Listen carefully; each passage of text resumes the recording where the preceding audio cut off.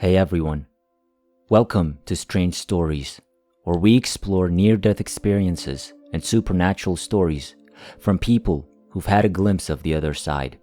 If you enjoy our content, please consider liking the video and subscribing to our channel. Without further ado, let's get to the story of the day. I was 7 years old, living in the Chicago suburbs, and had been diagnosed with asthma about a year prior.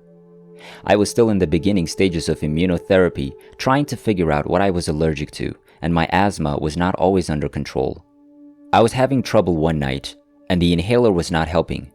Later, neither was the prednisone, and my father drove me to the hospital the next morning. He brought me in since I'd been up all night trying to obtain the next breath and was exhausted.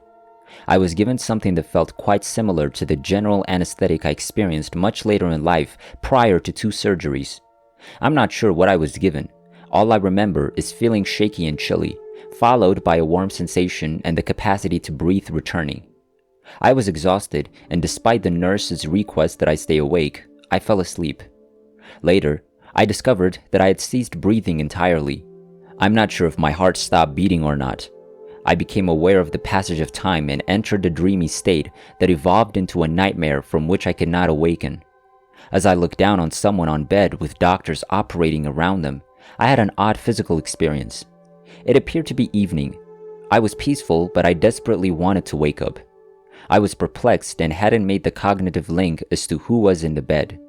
I wanted to go home, and before I knew it, I was standing outside our sliding door by the kitchen, watching my family eat dinner. I tried to enter and grab their attention, but they didn't appear to notice me. This was terrifying. I roamed around trying to figure out where I was and how to get out, while feeling calm and unconnected. My consciousness was exactly where it is now as I typed this. I met others at some point, and we were in this dark emptiness. Assume you're roaming around a vast dark room, meeting other individuals along the way, and we're all trying to figure out what occurred and why we're all here. That's all I recall from this phase of the encounter. There was a light some distance away, and I eventually found myself becoming a part of it, but I desperately wanted to find a method to bring the others with me as I was drifting away from them. I don't recall a specific tunnel, but the movie Contact would later become one of my favorites, and the sequence of Jodie Foster's mystical voyage sounded extremely comparable to how I felt at the time. When I saw the movie, it reminded me of something I'd seen before. There was a strong feeling of love in the light. I'd arrived home and was greeted warmly. It was a powerful feeling, love and complete acceptance towards me, in me and through me. I had returned home. The emotion is so strong that I don't know how to express it. I desperately wanted to return and bring the others here. I wish you could sense it. I wish my words could convey how I felt. As I type this, I can feel it all over again. Simply put, love. From now on, any sense of time just does not work the same way it did there. Time is non-existent. I could sense a presence of some type, possibly with other beings. I felt a connection with them, and there was this bizarre introduction in a strange language where some part of me was communicating but not directly from me. This was probably as much an introduction for me as it was for them. I had the impression that there was a lot of information about previous lives that had led me to this one and where I was now. I recall a review of everything, more than I can currently comprehend or articulate. But at some time, I was in this life, and specific sections of it were being played for me. Only I was reliving those events with total clarity, both from my perspective and the perspective of anybody else involved. This was my words, thoughts, and actions all over again, but from every possible angle at the same moment. It was really humbling, and it's something I try to remember in my interactions with others today. However, when I think about it, it's so difficult to put the ego aside and do the right thing, and I have a feeling the next life review will be just as humbling, if not more so. I feel like we're confined here, whereas things were so much clearer over there. There was just an instantaneous awareness about everything. My feelings were considerably more powerful, and my conscious awareness could jump to any location in a moment. At one point, I encountered a person or entity with a feminine energy, but she was a guide, similar to going to a counselor, except with complete and instant comprehension and experience, rather than just words or speech. I had to choose between starting again in another lifetime and continuing on this one. I was warned that if I continued in this life, I might not reach my full potential and that it could be wiser to start again in another. This existence, I was warned, would be exceedingly lonely. I was shown scenes from my future life to assist me make a decision. These were times when I needed to make a decision, but wasn't sure which path to choose. I'd also state that I felt these were decisions where there weren't many possibilities and that I was hoping for better ones. There was a sense of tranquility in each instance when I thought, this is right. This is the correct course of action. These items were initially shown to me on a screen, yet it felt as though I was truly present and experiencing them. I was shown my career path, and I recall meeting people who'd been here and done similar things. They were ecstatic about it, extremely positive. I was shown where I reside now. Both the house and the surrounding area, the tiny towns, and the overall vibe of the area. Looking back, there's more information that I know how to convey, and I've already written about my NDE, and it never feels complete. I was shown certain problems that I would face in my life, and I got the impression that much of my life was chosen by me and others before arriving here in the first place in this existence.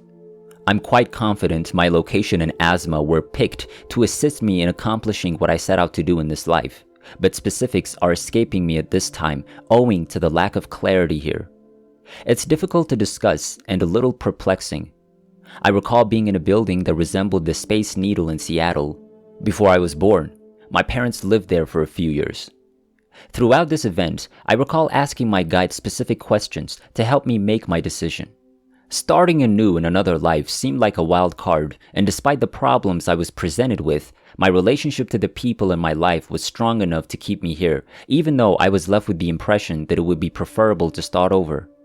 I recall inquiring about the loneliness and wondering if I'd ever meet someone as a life partner, and then being shown this woman with long blonde hair, and we were on a plane together, flying somewhere. I had the impression that it was all worth it, and I looked at her and some of the other passengers on the plane, then out the window at a bright light coming up from the clouds we were flying above, similar to a sunrise. I have no idea who this woman is and have tried numerous times to guess. I've reached a place in my life where I'm not going to attempt to force it. I'm simply going to wait and see. When I returned here, I was immediately conscious of the limitations of my earthly body and realized it was late at night. I was intubated and unable to communicate, and the nurse missed my telepathic communication, which occurred so readily when I was away. I wanted to go back, but I knew this was what I had chosen and that it was perfect. It took a few days for me to leave the hospital and come home. I recall coming home and entering my bedroom. The sun shone through the window, and I felt quite optimistic about the future, hopeful and glad to be here. I was on a high. It was probably 3 or 4 years later. I was always conscious of the event, but I had not altered in any manner. I was coming home from school with a childhood friend when he remarked, quite unexpectedly, "What happened to you while you were away?" He preferred the old me. I suppose I'd become more serious, perhaps more aware of a few things. I guess I used to be a lot more careless and, as a result, a lot more fun. This was the first time someone told me that they had observed a shift in my behavior, and possibly the only occasion I can recall. I've tried to tell my family, close friends and girlfriends about this event throughout the years, but their reactions have taught me to keep quiet. After all, it's a wild story, and I'm sure if I hadn't witnessed it for myself, I'd have a hard time believing it. Now I merely write about it here and there over the years, hoping that it can help someone who's trying to sort out a near-death experience they recently had, or that they gain something else out of it. It took me 30 years to meet someone who would accept what I shared with them, and it really aided me. We became excellent friends and tried to visit each other at least once a year, despite the fact that we lived in different states. In 2016, she passed away. I met her in a happy dream the night before she went. It was like, you were right. And we shared the experience in a tough-to-express sense, but it seemed like we were back there again, and it was fantastic. I now attend the occasional IANDS meeting and spend as much time outside as I can, but I'm still looking forward, wondering, waiting, and hoping.